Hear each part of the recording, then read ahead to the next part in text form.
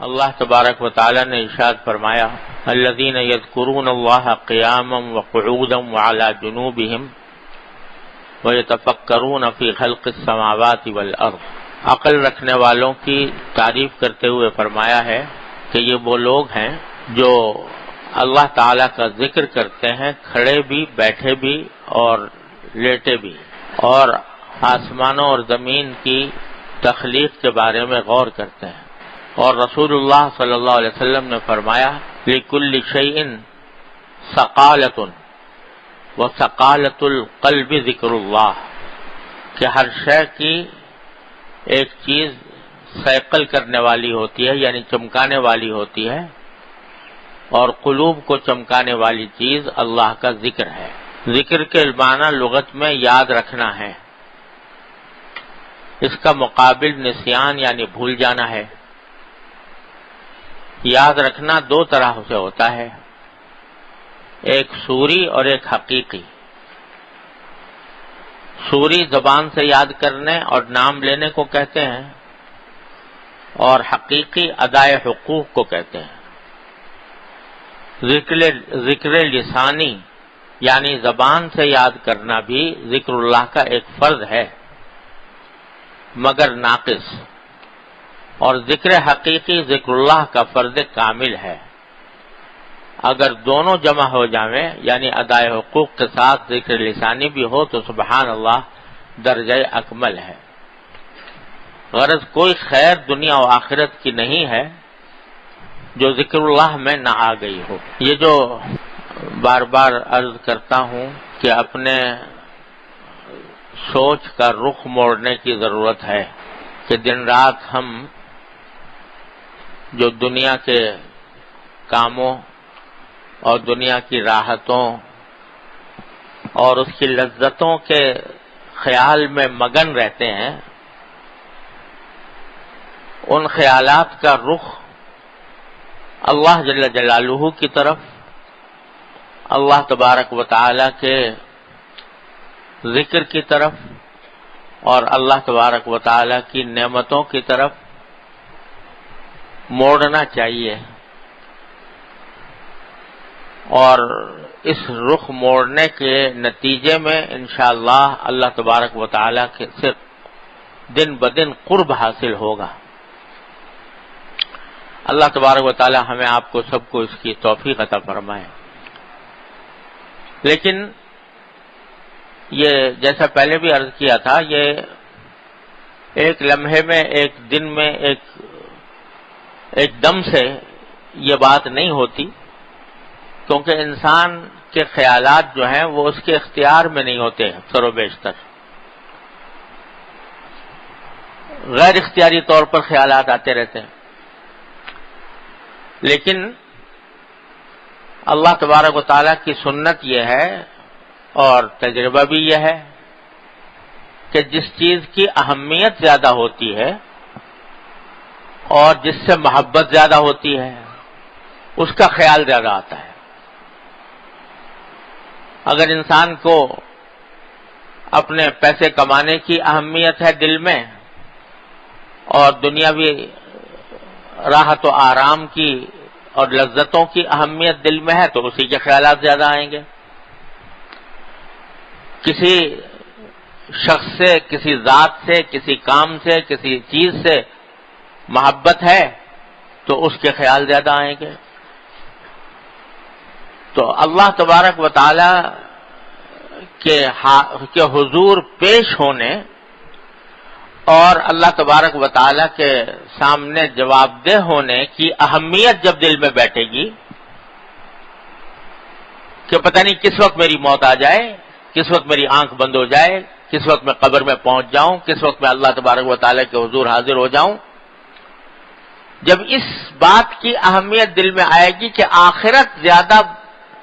اہم چیز ہے بنسبت دنیا کے، دنیا کا کچھ پتہ نہیں کتنے دن کی ہے، اور جو لذت ہے، جو راحت ہے، جو مزہ ہے دنیا کا وہ فانی ہے، فنا ہو جانے والا ہے۔ کوئی لذت کامل نہیں، کوئی راحت کامل نہیں، مکمل نہیں۔ ہر لذت کے ساتھ، ہر راحت کے ساتھ کسی نہ کسی غم کا کانٹا لگا ہوا ہے، کسی نہ کسی فکر کا کانٹا لگا ہوا ہے۔ بڑے سے بڑا صاحب اقتدار، بڑے سے بڑا سرمایہ دار، مالدار، دولت مند، جس کو دنیا کی ساری راحتیں بظاہر میسر ہیں، لیکن اس کو بھی غم سے اور فکر سے چھٹکارا نہیں، بلکہ عام طور سے دیکھا ہے گیا جتنا زیادہ آدمی کی دولت ہوتی ہے، جتنی جائیدادیں ہوتی ہیں، جتنا تجارت وسیع ہوتی ہے، کاروبار بڑا ہوتا ہے، اتنے ہی غم زیادہ ہوتے ہیں، اتنی فکریں زیادہ ہوتی ہیں، چھن نہ جائے، یہ نہ ہو جائے، وہ نہ ہو جائے، ہر رات دن رات آدمی اس فکر میں مبتلا رہتا ہے۔ تو دنیا کی نہ کوئی راحت مکمل اور نہ کوئی لذت مکمل، ہر ایک کے ساتھ غم کا، فکر کا کانٹا لگا ہوا ہے۔ اور آخرت اول تو دائمی، ہمیشہ کے لیے ہے، کبھی ختم نہ ہونے والی، اور اس میں اگر اللہ تبارک و تعالی اپنے فضل و کرم سے، اپنی رحمت سے نواز دیں اور اہل جنت میں شامل فرما لیں، تو صرف ایک نعمت کا آپ تصور کیجئے جو قرآن کریم میں بیان فرمائیے، لا خوف علیہم ولا هم یحزنون، اور بھی کچھ نہ ہو، صرف یہ نعمت کہ نہ کوئی خوف، آئندہ کا کوئی خوف نہیں، یہ ہو جائے گا وہ ہو جائے گا، کوئی فکر نہیں، خوف نہیں، ولا هم یحزنون، اور نہ کبھی غم ہے کہ پیچھے کیا ہوا تھا کیا نہیں ہوا تھا، سب غم مٹ گئے، سارے خوف مٹ گئے، اور کچھ بھی نہ ہو تو انسان کا خوف اور غم سے خالی ہو جانا یہ اتنی بڑی عظیم نعمت ہے کہ آج ہم اس کی کا تصور بھی نہیں کر سکتے۔ اس واسطے کبھی لمحہ کوئی ایسا آیا نہیں زندگی میں کسی بھی انسان پر کہ نہ اس کو خوف ہو اور نہ حزن ہو، نہ کوئی غم ہو، ایسا لمحہ آج تک کسی انسان پر آیا نہیں۔ تو جب ایسی کیفیت ہو جائے کہ نہ خوف ہو، نہ حزن ہو، نہ غم ہو، تو اور یہ نعمت ہی اتنی بڑی ہے کہ کچھ اس کا حد و حساب نہیں۔ تو اگر اللہ تبارک و تعالی آخرت کی اہمیت دل میں ڈال دے، جس کو قرآن کریم میں فرمایا کہ وہ تؤثرون حیات الدنیا والآخرۃ خیر وابقی، تم دنیاوی زندگی کو ترجیح دیتے رہتے ہو ہر وقت، حالانکہ آخرت خیر بھی ہے، یعنی سراپا خیر ہے، اس میں کوئی شر کی آمیزش نہیں، راحت ہی راحت ہے، لطف ہی لطف ہے، اور لذت ہی لذت ہے، وہ خیر بھی ہے، وابقی، اور پائیدار بھی ہے کہ ہمیشہ رہنے والی ہے، کبھی ختم نہیں ہونے والی۔ تو اللہ تبارک و تعالی اپنے فضل و کرم سے آخرت کی اہمیت اگر دل میں بٹھا دے تو پھر جس چیز کی اہمیت ہوتی ہے اس کا خیال بھی زیادہ آتا ہے کہ اس کو میں درست کروں، اس کو بہتر کروں۔ دوسرے، محبت، اللہ جل جلالہ اپنے فضل و کرم سے اپنی محبت عطا فرما دیں، اور دعا مانگتے رہنا چاہیے کہ اللہ اپنی رحمت عطا، اپنی محبت عطا، اللہم ارزقنی حبک وحب من یحبک، اے اللہ اپنی محبت عطا فرما اور جو آپ سے محبت کرتے ہوں ان کی محبت عطا فرما۔ تو محبت اللہ تبارک و تعالی عطا فرما دے تو جس چیز کی محبت ہوتی ہے اس کا خیال زیادہ آتا ہے، اس کا خیال زیادہ آتا ہے۔ تو اس لیے دو چیزیں ضروری ہیں اپنے خیالات کا رخ تبدیل کرنے کے لیے، ایک آخرت کی اہمیت اور دوسرے اللہ تبارک و تعالی کی محبت۔ ان دونوں چیزوں کو پیدا کرنے کے لیے ایک چیز ہے جو معین اور معاون ہوتی ہے، مددگار ہوتی ہے، اور وہ ہے ذکر لسانی، اللہ تعالیٰ کا ذکر۔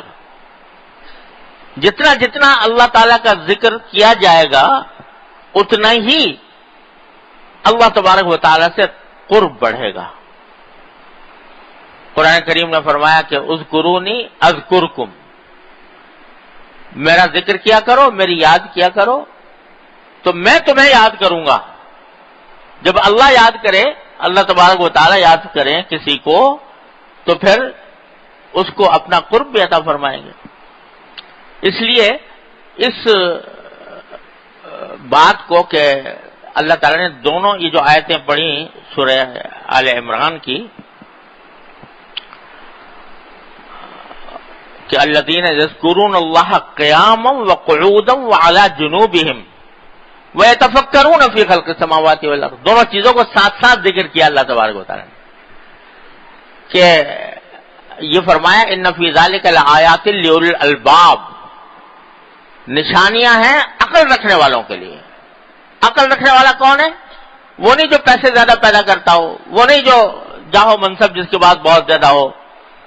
دنیا مال و دولت جس کے بعد، بلکہ فرمایا عقل والے وہ ہیں الذین یذکرون اللہ قیاما وقعودا وعلی جنوبہم، جو اللہ تعالیٰ کا ذکر کرتے ہیں کھڑے بھی، بیٹھے بھی، لیٹے بھی۔ وَيَتَفَكَّرُونَ فِي خَلْقِ السَّمَاوَاتِ وَالْأَرْضِ، اور غور کرتے ہیں آسمان و زمین کی تخلیق میں کہ یہ اللہ تعالیٰ نے بیکار پیدا، ربنا ما خلقت ھذا باطلا، پروردگار یہ چیزیں، یہ آسمان، یہ زمین، یہ چاند، یہ سورج، یہ ہوائیں، یہ سمندر، یہ پہاڑ، یہ پوری کائنات، یہ آپ نے بے فائدہ پیدا نہیں کر دی، ویسے ہی لغو پیدا نہیں کر دی، بیکار پیدا نہیں کر دی، بلکہ اس لیے پیدا کی ہے تاکہ اس کے ذریعے ہم جنت کی ابدی زندگی حاصل کریں۔ یہ سوچتے ہیں، یہ تفکرون فی خلق، تو فکر، سوچنا اور ذکر یعنی اللہ تبارک و تعالیٰ سے، ذکر کو پہلے ذکر کیا، فکر کو بعد میں، کہ جب آدمی ذکر کرتا ہے اور کثرت سے کرتا ہے، چلتے بھی، پھرتے بھی، کھڑے بھی، بیٹھے بھی، لیٹے بھی، تو اس کے نتیجے میں اللہ تبارک و تعالیٰ اس کے اندر فکر بھی پیدا فرما دیتے ہیں، سوچ اس کی تبدیل ہو جاتی ہے، وہ سوچ کی طرف، سوچ اس کی آخرت کی طرف مڑ جاتی ہے، اللہ تبارک و تعالیٰ کی طرف مڑ جاتی ہے۔ اس لیے ذکر جو ہے یہ ایک زینہ ہے اس منزل تک پہنچنے کے لیے۔ ذکر سے میری مراد ذکر لسانی ہے۔ حضرت نے یہاں فرمایا کہ ذکر کی دو قسمیں ہیں،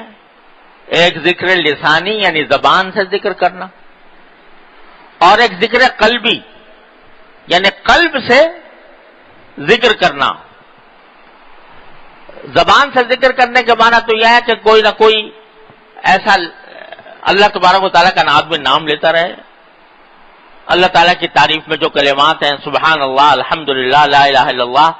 یہ کلمات زبان پر اس کے آتے رہیں۔ اور ذکر قلبی کے معنی یہ ہے کہ اس کا دل اللہ تبارک و تعالیٰ کی طرف لگا ہوا ہو، اور اس کا مظاہرہ اس طرح ہوتا ہے کہ جتنے اس کے ذمہ حقوق ہیں سب ادا کرے، اللہ تعالیٰ کے حقوق ادا کرے، اپنے بندوں کے جو حقوق اللہ تبارک و تعالیٰ نے اس کے ذمہ رکھے ہیں ان کو ادا کرے، اور اللہ کی رضا کے لیے ادا کرے۔ تو یہ ذکر قلبی کا ایک بڑا وسیع مفہوم ہے، لیکن زینہ اس کا یہ ذکر لسانی ہے۔